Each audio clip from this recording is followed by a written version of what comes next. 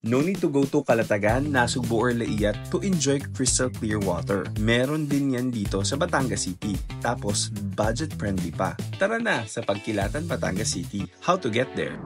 From Manila, sakay lang kayo ng bus papuntang Batangas City Grand Terminal. Maraming biyahe mula Buendia at Cubao Terminals. Pagdating mo sa Batangas Grand Terminal, sumakay na tayo ng jeep pa Batangas City.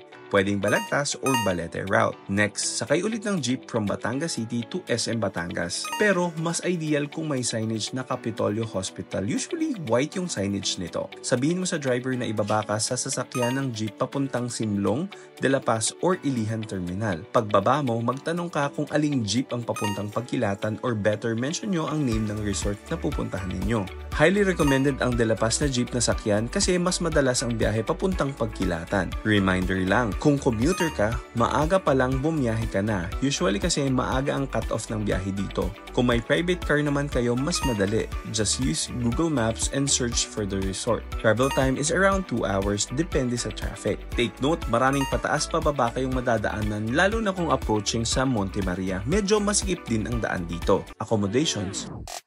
Marami na kami resorts na napuntahan sa Pagkilatan pero this time sa Sika Resort kami nagstay. Malinis ang lugar, maayos ang facilities. Medyo high-end pa rin ang vibe dito pero budget-friendly pa rin compared sa ibang resorts nearby. Dito kami nag-book sa Sika Resort since popular ang Pagkilatan lalo na tuwing weekends and holidays, fully book agad ang accommodations nila. Kaya we suggest mag-reserve na ahead kasi ang natira na lang sa amin na available that time ay ang long table na good for 10 packs worth 1,800 for day tour. Meron din silang Big Kubo, 1,800, good for 10 packs. Meron din silang malinis na pool para sa kids at sa baba, may access sa beach. Take note, ang entrance fee ay bukod pa sa babayaran ninyo from the Kubo and coffee table. May mga ihawan din nearby if gusto ninyong magluto at may lutuan din sa ibang area. Groceries.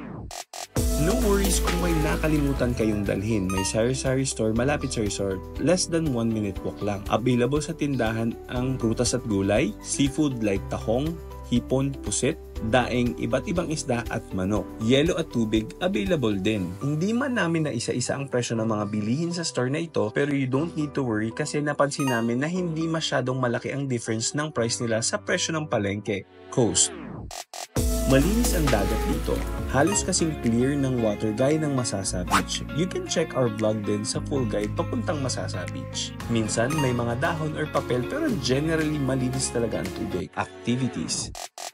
May banana boat rides at meron ding mga nag-free dive kasi maganda rin ang marine life dito. Pwedeng mag-boat ride papuntang cave. 200 pesos per head, tax 5 packs per boat. Una kayong ibababa sa isang lagoon na sobrang ganda. Makikita mo rito ang malaking bato, malinaw na tubig at mga isda, lalo na kung di crowded. May mga sea cliffs din na mas maganda in person. From there, lalakad kayo papunta sa cave. May crystal clear water, pwedeng magpahinga at tumambay sa loob ng cave.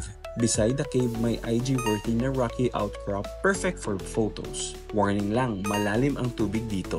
So, mag-ingat. Also, please be sensitive with our waters. The beach gave you a place to relax, so please don't repay it with garbage. Leave only footprints, not trash. Balik na kayo sa resort after around 1 hour of exploring. Pagkilatan Beaches is one of the best places to visit kung papunta kayo ng Batangas City. Perfect na i-combine ito sa Monte Maria trip ninyo and budget-friendly pa rin talaga. If you are traveling sa ibang places or booking some activities and hotels, you can use our Klook code para makasave. Screenshot nyo na lang itong part na ito para sa updated rates ng na-visit naming resort. That's it, Finders. Bye-bye!